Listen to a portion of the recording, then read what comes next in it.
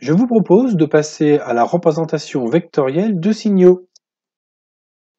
Les objectifs de ce cours seront de comprendre le concept de base de décomposition, d'en connaître les principales et d'être capable de pouvoir rendre orthogonale une base. Prenons tout de suite un exemple, celui de l'image d'un lac sur lequel se propagent des vagues. La décomposition consistera à exprimer cette image à travers des imagettes où des vagues vont se propager dans des directions différentes. Un autre exemple en colorimétrie va consister à exprimer une couleur sous la forme d'un vecteur tridimensionnel avec des coordonnées rouge, vert et bleu. Enfin, d'autres exemples en langage écrit, parlé ou en musique où il s'agira d'exprimer une phrase à travers un dictionnaire. Les éléments du dictionnaire constituent la base de décomposition. Passons maintenant aux aspects mathématiques, soit un signal P de t que nous allons exprimer à travers une base B de t.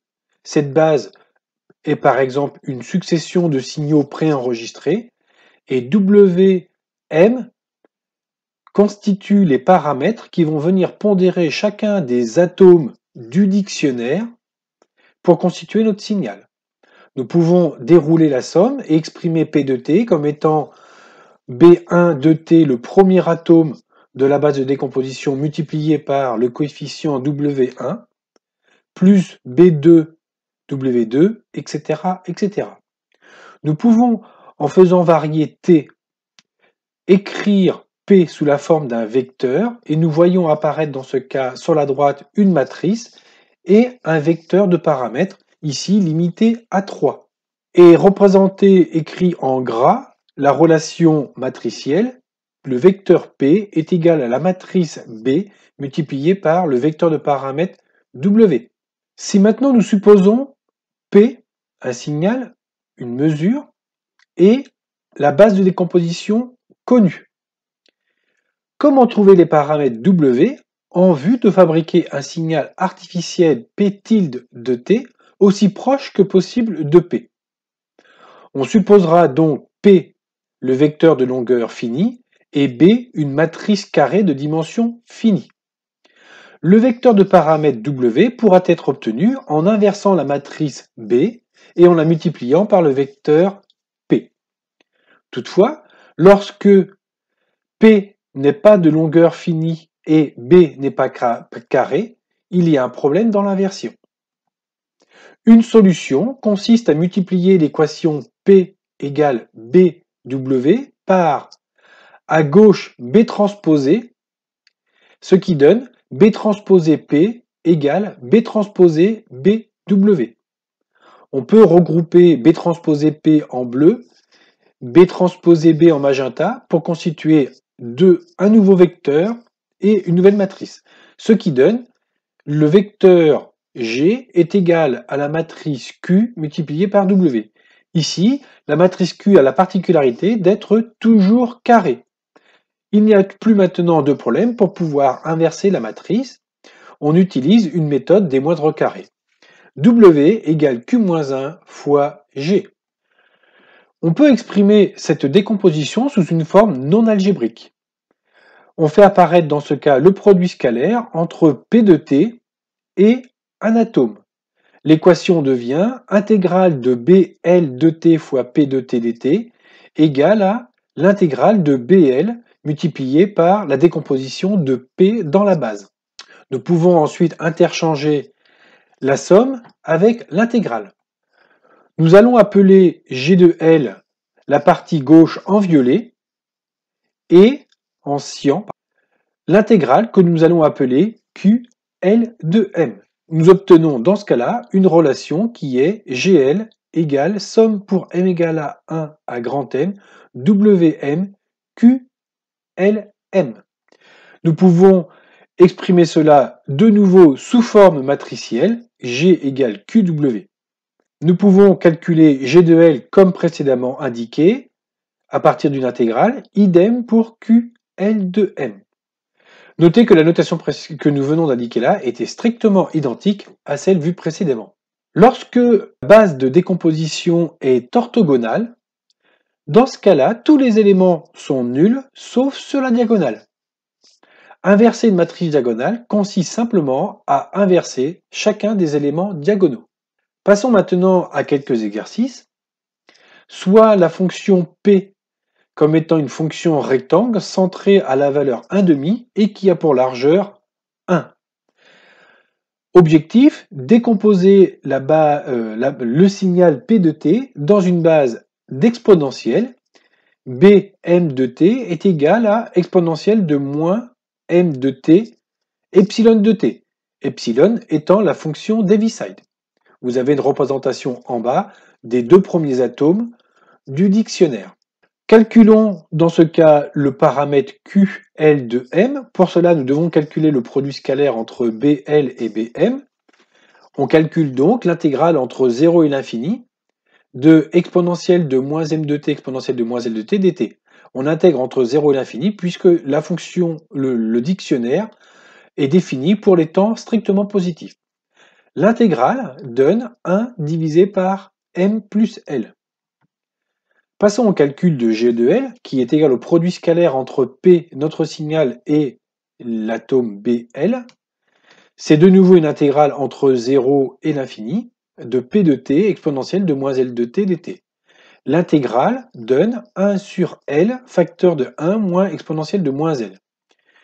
Pour m égale à 3, calcul fait, la matrice grand Q, composée des différents Q11, Q12, Q13, etc., donne les valeurs indiquées ici. Par une méthode numérique, nous pouvons inverser la matrice, 3, 3. Nous obtenons Q-1, représenté en haut. Le vecteur G, après calcul, est composé de 3 valeurs. Et après inversion de la matrice, W chapeau est égal à Q-1 fois G, et il vaut moins 1,23, 9,34 et moins 7,45. Nous pouvons, à partir de là, construire un signal artificiel P chapeau de t égal à moins 1,23 exponentielle de moins t, plus 9,34 exponentielle de moins 2t, moins 7,45 exponentielle de moins 3t. Vous trouverez ici le code Octave qui permet de retrouver et de vérifier les calculs. Nous voyons ici l'estimation en ayant considéré 3 atomes. Le signal estimé est en bleu, le signal target est indiqué en rouge. On peut utiliser deux méthodes d'inversion, la méthode inv et la pseudo-inversion, et nous obtenons pour l'instant les mêmes résultats. Si nous augmentons le nombre d'atomes, nous constatons que les deux signaux proposés se rapprochent au plus près de la fonction porte. Toutefois, on note la présence à l'origine d'une valeur indésirable. L'utilisation de la matrice P1 permet d'avoir de meilleurs résultats. Considérons maintenant un autre exercice où il s'agit de décomposer un signal sinusoïdal sur une période à travers une base de fonctions rectangulaire. Il s'agira donc d'estimer le signal X chapeau, le vecteur G et la matrice Q. Nous pouvons observer le résultat obtenu par simulation à travers la fonction de décomposition rectangle et en bas, le résultat obtenu à travers une base de Dirichlet. Vous avez ici le code Octave qui vous permet de réaliser et de vérifier les simulations. D'autres bases peuvent être utilisées, donc la base rectangulaire avec en bas le dictionnaire, des signaux triangulaires avec la base indiquée en bas, et enfin de nouveau des signaux triangulaires qui ne sont pas jointifs. Vous pouvez imaginer bien d'autres bases de décomposition. Il en existe une infinité. Passons maintenant à la phase d'orthogonalisation. Il existe une procédure d'orthogonalisation itérative qu'on appelle la méthode de Gram-Schmidt qui génère une base orthonormale à partir d'une base classique. La formule à utiliser de façon itérative est celle-ci. W de k de t est égal à V de k moins somme de I égale à 1 à K moins 1 du produit scalaire entre V de K et psi conjugué I de T multiplié par psi de I. Psi de K, c'est le nouvel atome obtenu à partir de W de K normalisé par la norme. W1 sera donc orthogonal à W2 et psi1 orthogonal à psi2. À la première itération, lorsqu'on déroule la somme, K est égal à 1, donc la somme de I égale à 1 à 0, ben ça donne 0, ce qui veut dire que W de 1, c'est égal à V1. À la deuxième itération, en appliquant la formule en haut, on a W2, donc le deuxième atome de la base orthonormale, est égal au deuxième atome de la base normale, moins bêta 1 multiplié par psi de 1, avec bêta 1 qui est le produit scalaire entre le deuxième atome de la base normale et du premier atome de la base orthonormale. Prenons tout de suite un exemple en considérant que la base A orthogonalisée est une base d'exponentielle stricte pour des signaux strictement positifs. Pour k égale à 1, W1 de t est égal à V1 de t est égal à exponentielle de moins kt avec k égale à 1, dans ce cas-là. La norme au carré conduit à 1 demi, et donc la norme à racine carrée de 2, à 1 sur racine carrée de 2, le premier atome orthonormé vaut racine carrée de 2 exponentielle de moins t. Pour k égale à 2, W2, c'est V2, c'est-à-dire exponentielle de moins 2t, epsilon de t, moins le produit scalaire.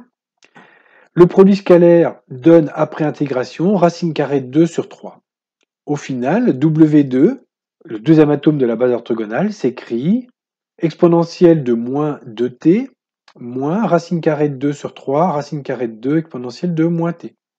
Au final, le deuxième atome de la base orthonormale s'écrit psi2 égale à 6 exponentielle de moins 2t moins 4 exponentielle de moins t. J'ai représenté ici le code Octave permettant de vérifier nos simulations, la base B1 étant la base orthogonalisée et B2 étant la base qui deviendra orthogonale. En prenant l'exemple d'une fonction porte à approximer, la décomposition classique conduit à un signal en vert et lorsque la base est orthogonale ou orthonormale, on obtient un signal en rouge. Vous voyez que les résultats sont très proches. Par contre, les coefficients qui viennent pondérer cette base sont ordonnés de façon différente. On voit que dans la base représentée en rouge, c'est-à-dire orthogonale, les coefficients sont fortement énergétiques, sont au tout début, alors que dans le cas de la base non orthogonale, les coefficients sont répartis un peu n'importe comment. Quelles sont les bases les plus connues? La série de Fourier discrète. Donc, prenons un signal x de t, on va l'exprimer dans une base alpha de n, psi de n, donc psi de n étant notre base, alpha de n étant les coefficients. Dans le cas de la série de Fourier, les coefficients alpha deviennent des xn, et la base de décomposition devient une exponentielle j de pi nt divisé par grand T. Les coefficients de la série de Fourier x de n s'obtiennent à partir de la formule classique de 1 sur t, somme de t1 à t1 plus t, de x de t exponentielle de moins de pi jft sur grand T dt. Lambda de n est égal à grand T. Si on regarde la série de Fourier discrète, le temps t est remplacé par k. Et lorsqu'on travaille maintenant avec une base 2D, alpha de n, m, de psi de n, m, psi de nn étant la fonction mère de la décomposition en ondelettes et les alpha de m, n sont les coefficients à trouver. Pour la décomposition modale de Caronel-Leveux, considérons un signal x de n sous forme vectorielle. Si je le multiplie par son transposé, j'obtiens une matrice grand R. Les Q étant les vecteurs propres de la matrice grand R. On peut donc décomposer x à travers un coefficient alpha qui dépend de m et de n multiplié par les vecteurs propres. Les applications de ce type de décomposition sont ce qu'on appelle le filtre propre ou le filtre adapté et la compression. Passons maintenant au bonus. Le premier bonus que je vais présenter concerne les descripteurs de Fourier. Comme vu précédemment, il est possible de décomposer un signal dans une base de Fourier. Eh bien, en traitement d'image, il est possible de décomposer des contours d'une image dans une base elliptique de Fourier. Vous voyez que les décompositions ressemblent aux décompositions de Fourier étendues au cas 2D. Quelques atomes 2D sont indiqués en bas en rouge. Il est possible, par exemple, d'approximer un contour carré indiqué en bleu de façon quasi exacte en utilisant 60 atomes comme représentés en bas à droite. On peut utiliser les descripteurs de Fourier en vue de détecter des cellules dans le domaine de la biologie, par exemple, comme indiqué ici. Passons au deuxième bonus concernant la compression JPEG. Tout d'abord, je rappelle le principe de la compression. Le but de la compression est de réduire le nombre de bits composant une image, ou bien des signaux, ou bien des données, et elle est composée de 3 étapes. La première est une étape de décorrélation. Elle consiste à trouver un espace de représentation où l'information est mieux concentrée. Cette transformation est appliquée aux données en vue d'obtenir un nombre minimum de bits pour les décrire. En compression JPEG, il s'agira de la transformer en cosinus discret. La deuxième étape est une étape de quantification, c'est l'étape non réversible qui peut être assimilée à un filtrage. Et la dernière étape est le codage qui correspond à une opération de conversion d'un format dans un autre format. L'image composée de 9 blocs de 8 par 8, on en extrait une première imagette de 8 par 8, on lui applique la transformée en cosinus discret, puis dans le domaine spectral, on réalise une opération de quantification, on dit aussi de quantization en anglais. Ensuite, on transforme l'information bidimensionnelle en une information monodimensionnelle par l'algorithme zigzag.